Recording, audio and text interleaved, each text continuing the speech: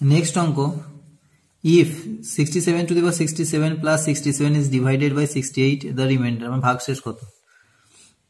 Number সিস্টেমে যথারীতি এরকমই অঙ্ক থাকে, এরকমের অঙ্ক বেশি, এর থেকে বেশি বাইরে অঙ্ক পড়ে না। তাহলে আমি যদি এই অঙ্কটা দেখি 67 to the power 67 plus 67 divided by 68, তাহলে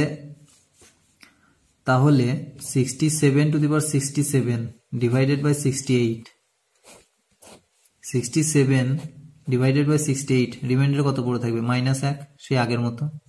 তাহলে -1 এর পাওয়ার কত? 67। -1 এর পর যদি পাওয়ার 67 হয় তাহলে কত হবে?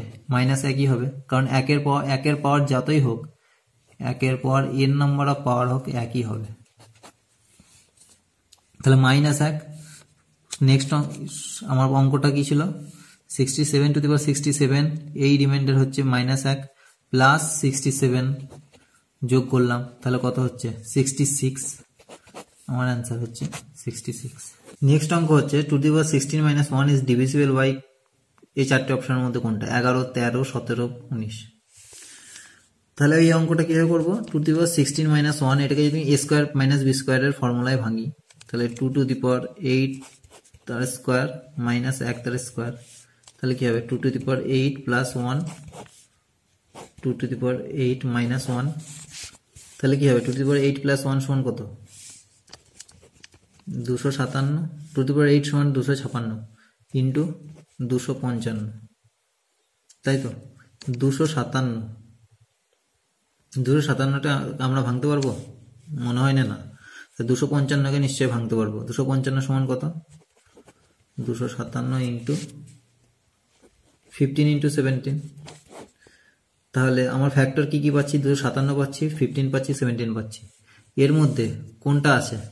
এর মধ্যে আমার 17টা কমন আছে, তাহলে আমার অ্যান্সার হচ্ছে 17। যদি 15 থাকতো তাহলে 17 আর 15 উভয়ই হতো। A number when divided by 114 leaves remainder 21, if the same number is divided by 19, the remainder will be কত হবে? সেই একই নিয়ম, যদি 114 দিয়ে ভাগ করা হয় সেই নাম্বারকে কত ভাগশেষ পাচ্ছি? 21। তাহলে আমি ডাইরেক্টলি কি করি? সেম নাম্বারকে যদি 19 দিয়ে ভাগ করি, তাহলে সেম নাম্বারকে আমার ভাগ করার দরকার নেই, আমি শুধু ভাগশেষকে 19 দিয়ে ভাগ করব। তাহলে 21/19 সমান কত পাবো? ভাগশেষ 1 দিয়ে যাচ্ছে, তো 19 একে 19, ভাগশেষ পড়ে থাকছে কত? 2 পড়ে থাকছে, আমার অ্যান্সার হবে 2।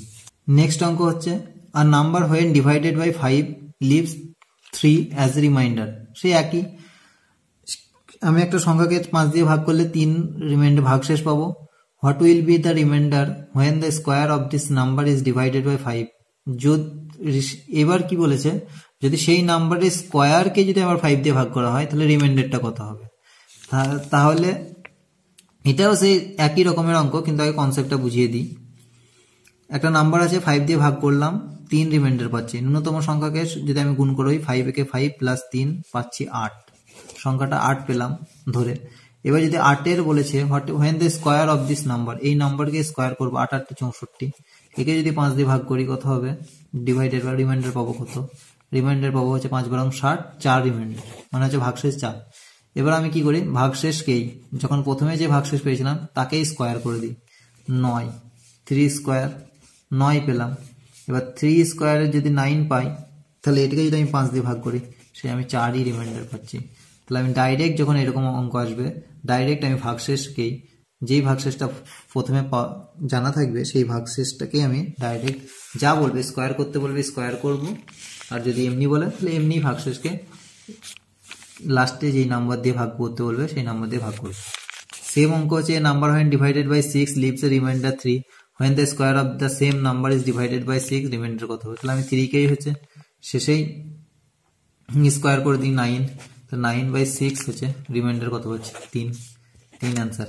আর যদি এটাকে যদি আমি ঘুরিয়ে অঙ্কটা করি প্রথম থেকে, তাহলে কত হবে? 6, তাহলে 6 plus 6 into 1 plus 3, 9 square, 9 square কত? 81, 81কে 6 দিয়ে 13 দিয়ে যাবে, পড়ে থাকবে কত? 78, 78 থেকে 81 বাদ দিলে কত হচ্ছে? 3, একই। নেক্সট অঙ্ক, a number being successively divided by 3, 5 and 7 leaves remainder 1, 2, 3 respectively, what is the number? এইটা একটা অঙ্ক ভাইটাল, যেটা কিনা বলছে একটা নাম্বারকে সাকসেসিভলি ডিভাইড করছে, প্রথমে 3 দিয়ে যাচ্ছে, তারপরে 5 দিয়ে যাচ্ছে, আবার 7 দিয়ে যাচ্ছে। তাহলে প্রথমে যখন 3 দিয়ে যাচ্ছে তখন সে ভাগশেষ পাচ্ছে 1, তারপরে যখন 5 দিয়ে যাচ্ছে তখন সে ভাগশেষ পাচ্ছে 2, আবার যখন সে শেষে 7 দিয়ে যাচ্ছে তখন ভাগশেষ পাচ্ছে 3। তাহলে নাম্বারটা কত হবে? এইরকম অঙ্কে সাধারণত যদি ছোট অঙ্ক দিয়ে যদি ভাগ করা হয়ে থাকে আর যদি ভাগশেষ যদি ছোট ছোট থাকে তাহলে সাধারণত সংখ্যাটা 3 অঙ্কের বেশি হবে না, 4 অঙ্কের খুব কম, 3 অঙ্কের বেশি হবে না। তাহলে আমি যদি প্রথমে যদি এটাকে শুরু থেকে করি তাহলে প্রথমে কি আমার একক অঙ্কের সংখ্যাটা ফার্স্ট শেষে আমাকে কি দিয়ে ভাগ করতে হয়েছে? একক অঙ্কে 7 দিয়ে ভাগ করতে হয়ে যাবে। তাহলে ন্যূনতম সংখ্যা আমি কি পাবো ফার্স্টেই যদি ধরা যায় 7 × 1, ভাগশেষ পেয়েছি কত শেষের দিকে 3 + 3 = 10। তাহলে ফ্যাক্টরটা কত পেলাম? 10। এবার এটা এককের অঙ্কটা পেলাম। এবার দশকের অঙ্কটা কিভাবে পাবো? দশকের অঙ্কটা পাবো হবে 5 দিয়ে ভাগ করছি। তাহলে আমি যদি ফ্যাক্টর যদি 10 গুণ হয় তাহলে 5 দিয়ে যদি ভাগ করি তাহলে আমি যদি এটার সংখ্যাটা বার করতে হয় তাহলে ফ্যাক্টরকে দিয়ে আমি 5 দিয়ে গুণ করতে হবে। তাহলে 5 × 10 = 50। ভাগশেষ কত পেয়েছিলাম? 2। তাহলে আমি যোগ করে দেবো 2, 52। এটা পেলাম দশক অঙ্কের ফ্যাক্টর। এবার দশক অঙ্কের ফ্যাক্টরকে শেষে আমরা তারপরে ফার্স্টে ভাগ করেছিলাম কত? 3 দিয়ে। তাহলে এখন ফ্যাক্টরকে যদি আমি সংখ্যাটা আনতে যাই তাহলে আমি কয় দিয়ে গুণ করব? 3 দিয়ে গুণ করতে হবে আমাকে। তাহলে 52 × 3 প্লাস আমার ফার্স্টে ভাগশেষ পেয়েছিলাম কত? 1। তাহলে হচ্ছে 156 প্লাস 1 = হচ্ছে 157। এটা অ্যান্সার। অঙ্কটা এক্স ওয়াই জেড নিয়মেও করা যায়। কিভাবে? 3 দিয়ে ভাগ করলাম এক্স, এক্স পেয়ে আমি কি পেলাম? রিমাইন্ডার 1 পেলাম। আচ্ছা, তারপর আমি ভাগ করছি 5 দিয়ে ওয়াই, রিমাইন্ডার কত পাচ্ছি? 2। তারপরে আমি ভাগ করছি 7 দিয়ে জেড, রিমাইন্ডার কত পাচ্ছি? 3। তাহলে আমি তো ন্যূনতম সংখ্যা যদি পাই তাহলে জেড সমান কত হবে আমার? জেড সমান হবে 7 × 1 প্লাস 3 = 10। তাহলে জেড সমান যদি 10 হয় তাহলে 5z প্লাস 2 সমান তো ওয়াই, 5z প্লাস 2 সমান ওয়াই, ঠিক তো? তাহলে 5z যদি হয় তাহলে 5 × 10 = 50 প্লাস 2 সমান কত? 52 সমানই ওয়াই পাচ্ছি। তাহলে এবার আমি এক্স কিভাবে পাবো? এক্স পাবো হচ্ছে 3y প্লাস 1। তাহলে 3y প্লাস 1 মানে হচ্ছে y সমান 52, 3y সমান হচ্ছে 156 প্লাস 1 সমান হচ্ছে 157। সেই একইভাবে অঙ্ক। নেক্সট সেম অঙ্ক। আর number being successively divided by 2, 3 and 5 leaves remainders 1, 2 and 3 respectively. What is the remainder? এবার রিমাইন্ডার বলেছে কত? when the same number is divided by 30। এবার যদি ওই নাম্বারটাকে আবার 30 দিয়ে ভাগ করা যায় তাহলে আবার ভাগ শেষ করে পাবো। এটা একটু সেই একই অঙ্ক, শুধু একটি স্টেপ একটু বেশি করা। তাহলে আমরা 2 ভাবে করব, কিন্তু আমার মতে বলে এই কনসেপ্টটা আরো সহজ। কেননা সবসময় এক্স ওয়াই জেড দিয়ে করলে সময় বেশি লাগবে আর পরীক্ষা হলে অত সময় নেই। তাহলে যদি একক অঙ্কের ভাগশেষ কত পেয়েছিলাম? 3। আর হচ্ছে একক অঙ্কের শেষে আমি কয় দিয়ে ভাগ করেছিলাম? 5 দিয়ে। তাহলে আমি ন্যূনতম সংখ্যা হচ্ছে 1 দিয়ে যদি গুণ করি প্লাস 3, আমি ন্যূনতম সংখ্যা ফ্যাক্টরটা কত পাচ্ছি? 8। এইবার তারপরে দশকের অঙ্ক কত হচ্ছে? 8। দশকের অঙ্ক পেলাম 8। 3 আর দশকের যে দশকের যে গুণের ফ্যাক্টর সেটা হচ্ছে 3। তাহলে 8 × 3, দশকের ভাগশেষ কত পাচ্ছি? 2 প্লাস 2, 3 × 8 = 24 প্লাস 2 সমান হচ্ছে 26। 26 পেলাম হচ্ছে। এবার 26 × 2 সমান হচ্ছে 52 প্লাস 1 সমান হচ্ছে 53।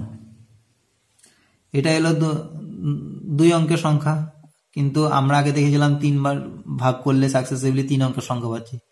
তো এটা কোনো বিষয় না যে 2 অঙ্কের বা 3 অঙ্কের সংখ্যা হতে পারে, কারণ ছোট অঙ্কের যদি ভাগ করা হয়, ছোট অঙ্ক দিয়ে ভাগ করা হয়, আর ছোট যদি ভাগশেষ থাকে তাহলে তার সংখ্যাটাও ছোট অঙ্ক 2 অঙ্কেরও হতে পারে, 3 অঙ্কেরও হতে পারে, অথবা কোনো বড় অঙ্কের দিয়ে ভাগ করলে বা ভাগশেষ থাকলে সেটা আবার 4 অঙ্কের 5 অঙ্কেরও যেতে পারে।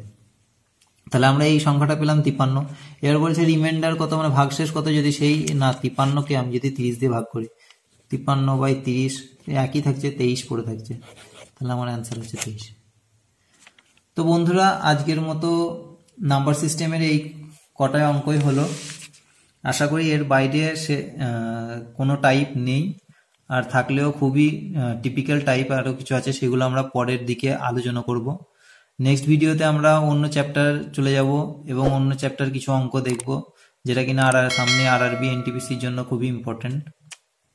তো আজকের মতো এটুকুই। Have a good night everybody, সবাই ভালো থাকুন।